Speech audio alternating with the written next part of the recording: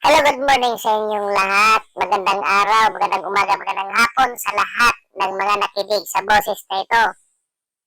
This is sa True Reaction TV ay nagbabalik para sa inyong kaunting kaalaman patungkol sa Biblia at sa relihiyon na ating pinagmamasdan at patuloy tayong nagmamasid sa mga pangyayari at sa mga nagtuturo patungkol sa relihiyon at kaligtasan.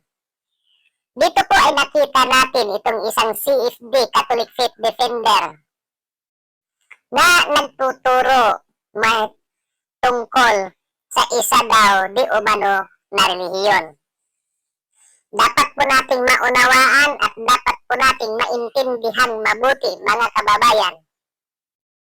Dito ay kanyang itinuturo na dalawa daw uri ang relihiyon. Relihiyong itinayo ng tagapagligtas at relihiyong itinuro ng tao na hindi tagapagligtas. Ang banggit niya dito, ito ngayon ang bibigyan natin ng reaction, mga kababayan.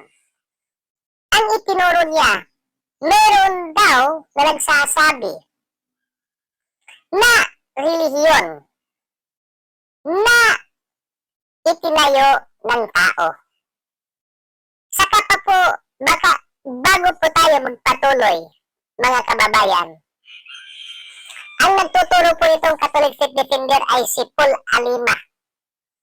Bigyan ko po kayo ng kaunting kaalaman at impormasyon tungkol kay Paul Alima. Siya po ay nanggaling sa relihiyong Sabadista. Ngunit siya ay lumabas, tumiwalag sa Sabadista. Sa paniniwala niya at sa kanyang pananampalataya na ang Katoliko daw ang ililigtas at tagapagligtas sapagkat ito daw ang itinayo ni Kristo. Pero bago natin tatalakayin, mga kababayan, nagtuturo din si Paul Alima nung siya ay nasa Sabadista pa. Natutoo daw ang Sabadista. Yun din ang kanyang pinanggakalandakan. Ay pagdating naman sa Katoliko, ito daw ay totoo din. Sa makatwid, dalawang relihiyon ang kanyang itinuturo na parehong totoo. Ngayon, ito naman ang lagi naming sinasabi, mga kababayan.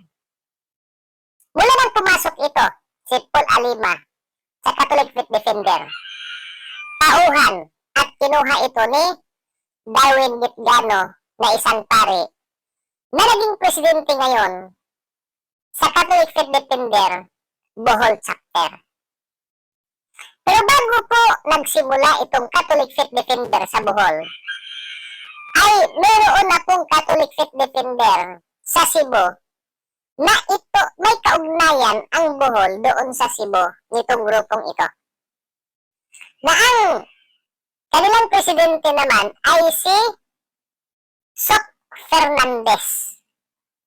Mula nang ito ay dumating si Paul Alima at si Darwin Gitgano na isang pare, nagkaroon ng problema at nagkabukod-bukod. Katunayang hindi nagkakaunawaan at bubukod na rin si Darwin sapagkat hindi na sila pinansin pa ni Soc Fernandez. Ito din yung isang pare si Siano sa Cebu. Meron din silang hindi pagkakaunawaan.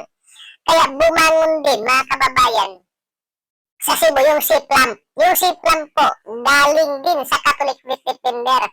At dahil kay Paul Alima at nitong si Darwin Gitgano, sila ay bumukod at nagtayo. Pero tanong, ito, mga kababayan, sino ba talaga totoo? Si Plum? Si Soc Fernandez? O itong si Darwin Gitgano at si Paul Alima? Dito, inyong mapapakinggan mamaya Dito na tayo, tatalakayin natin ito mga kababayan. Sa Biblia po, walang nagtuturo na meron pong relihiyon na makapagligtas. Walang relihiyon na makapagligtas. Ito rin ang sinabi ni Paul Alima na totoo. Pero, dinugtungan niya. Ang kanilang relihiyon daw, itong Katoliko, ang magkapagliligtas sapagkat ito daw ay itinayo ng tagapagligtas. Walang basihan at walang nakasulat sa Biblia na ang Iglesia Katolika Apostolika Romana o Katoliko ay makapagligtas. Kaya saan kumuha ng lakas ng loob itong si Paul Alima na nagtuturo na ang Katoliko daw ang makapagligtas? Ni hindi nga nagtayo si Kristo ng relihiyong Katoliko. Ngayon, saan ngayon? At alin ang pinagbatayan ni Paul Alima na ang Katoliko daw ang makapagliligtas? Kung meron man po silang mababasa na libro, ay isinulat din ng isang pari, isinulat ng isang papa na Katoliko din. Kaya bias pagka ang pag-uusapan natin ay ang librong Katoliko na isinulat din ng mga pari. Eh baka sabihin po ninyo mga kababayan, di ba Katoliko rin ang sumulat ng Biblia? Totoo, sila ang nag-translate. O sila ang nagliwat nito sa iba't ibang salin o sa iba't ibang lingwahe. Pero tandaan natin, yung sumulat ng Biblia at ang mga miyembro dyan ay ang tinatawag na mga Scholar Bible na may miyembro na mga Katoliko at mga Protestante. Sa makatwid, walang bias ang Biblia. Ito ngayon ang tinututulan nitong mga Katoliko at Catholic Defender katulad nitong ni Paul Alima. Kaya, saan kumuha ng ebidensya o saan kumuha si Paul Alima ng lakas ng loob na sinabi niya na ang Katoliko daw ang makapagligtas? Mali. Pakinggan ninyo mga kababayan, itong ginawa ni Paul Alima na pagtuturo, ganitong inyong mapapakinggan. Ang pangutana kanang imong relihiyon mao ba na tinukod sa manluluwas? O basin naa ka sa tinukod sa tao nga dili makaluwas? Mo nang pag-ingon sa mga tao nga walay relihiyon makaluwas, sakto sila. O diba? Tama daw. Tama daw na sinasabi nila na walang relihiyon na makapagligtas. Pero anong idinugtong niya? Pakinggan ninyo uli mga kaibigan itong kabulastugan ni Paul Alima. So kining atong relihiyon tinukod man ni sa manluluwas. Duha ka klase ang relihiyon. Pila klase ang relihiyon, sister? Duha. Ang una, tinukod sa manluluwas. Ikaduhang relihiyon, tinukod sa tao nga dili makaluwas. Ang pangutana, kanang imong relihiyon, mao ba nang tinukod sa manluluwas? O basin, naa ka sa tinukod sa tao nga dili makaluwas? Mo nang pag-ingon sa mga tao nga walay relihiyon makaluwas, sakto sila. Kaya nga naman, ang ilang relihiyon, tinukod man sa tao na dili makaluwas. Sakto sila. Diba bro? Pero sa pag-ingon nato, nga naay relihiyon makaluwas, sakto po ta.